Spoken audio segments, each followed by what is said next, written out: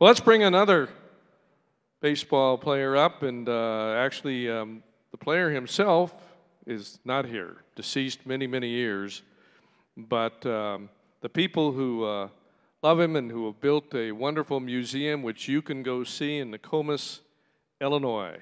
Little bitty town, but they've honored three players, and the leader of that, and you'll see in your program, is Sonny Jim Bottomley. Steve Johnson, come on up. Okay, so we brought a little mini missile here. Oh, that's an anvil. Oh, it's an anvil. That was made by Sonny Jim when he was a teenager. He was working at the coal mines in Nokomis. That's how he came to Nokomis. His family worked in the mines. He was an operator there as a teenager and was working there and decided he made this anvil, and he gave it to a friend. That friend's son then gave it to us at the museum, and it's one of the most unique items that we have at our museum.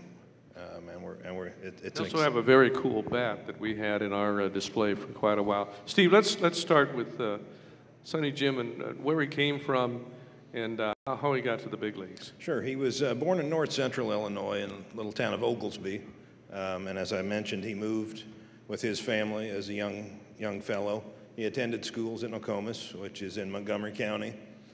Of course, Montgomery County, the namesakes of the museum that we have include Sonny Jim, Red Roofing, who played for the Yankees, and Ray Schalk. All three of those folks grew up in Montgomery County and all in the Hall of Fame. So Montgomery County, a county of about 30,000 residents, has 1% of the National Baseball Hall of Fame members, so we're kind of proud of that. Absolutely.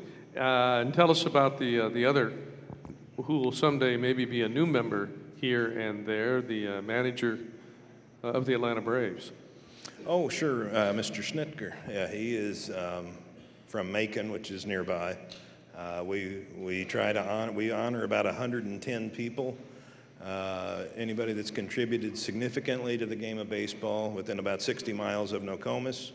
Of course, Ish Smith is one of our honorees as well, and we have quite a few others that have also members of the St. Louis Sports Hall of Fame in our Hall of Fame.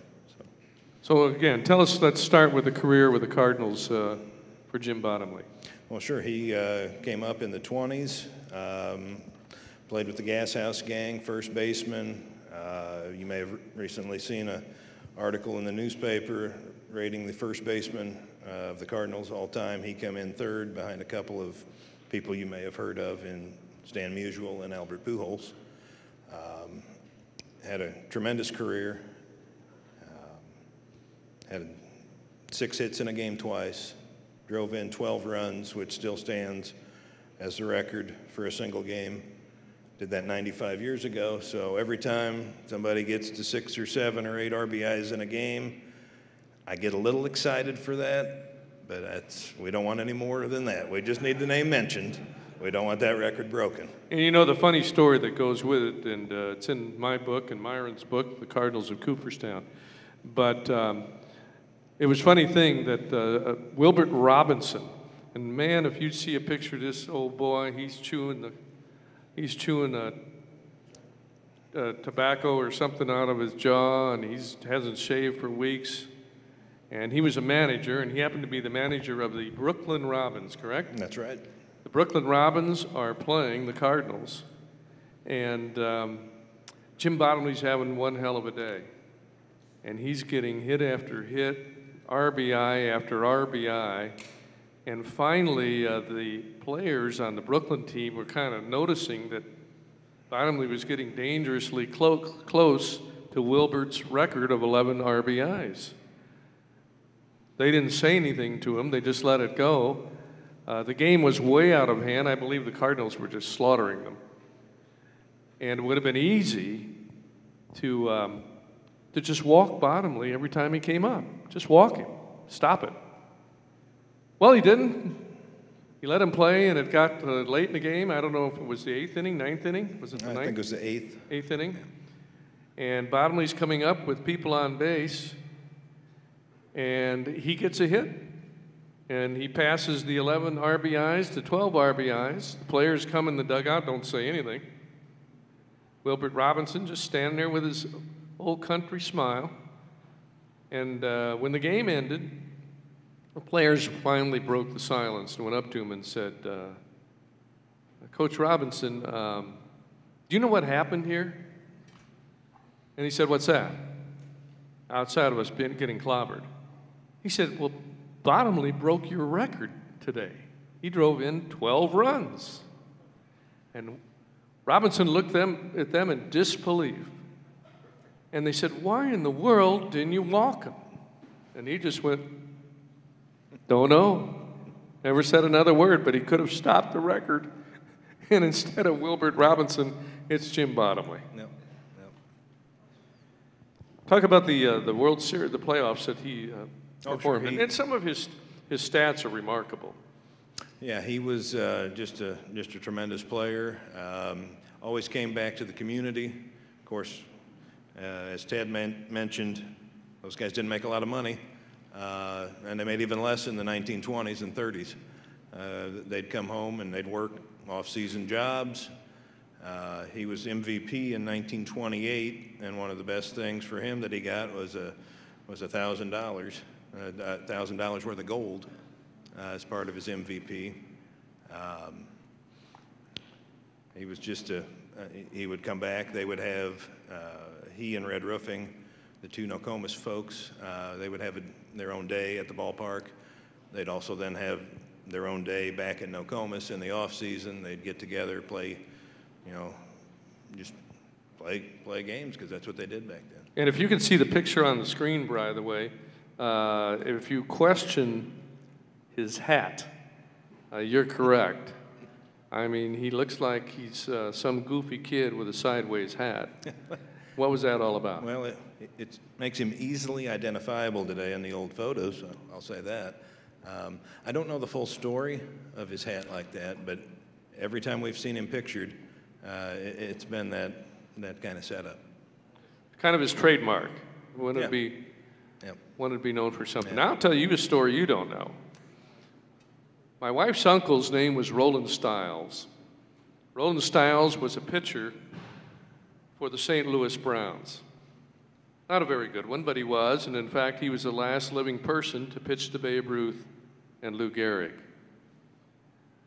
That's in the late 20s and early 30s. Well, they made so little money that the management of the Browns and Cardinals got together and came up with an idea. And they got the players of both teams together and said, fellas, we have a thought for you that you might want to take advantage of. When the Cardinals are at home, the Browns are on the road. The Browns are at home, the Cardinals are on the road. You guys never see each other all season long. Why don't you get an apartment together? Well, that seemed to be a good idea. They were sleeping in city parks and things like that anyway. So Roland Stiles went and did it. And I said, Uncle Roland, and by the way, he lived to be 101, and we celebrated his 100th birthday here with Bud Selig, who came in. He was at that time the oldest living Major League Baseball player.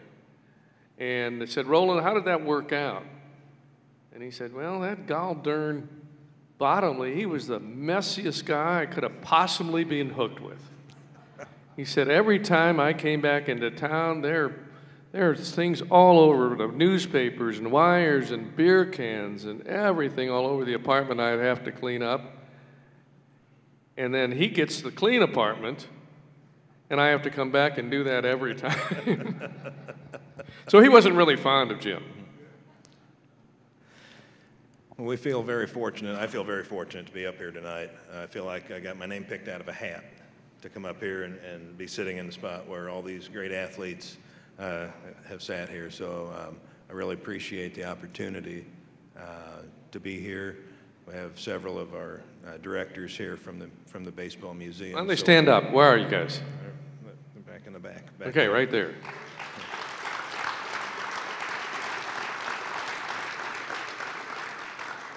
Well, we're honored to have you in, and that's the reason we're doing the Illinois Legends of Sports, so we can enjoy learning the stories and getting into the Hall of Fame, people from small towns in southern Illinois, and it's amazing who you find out there.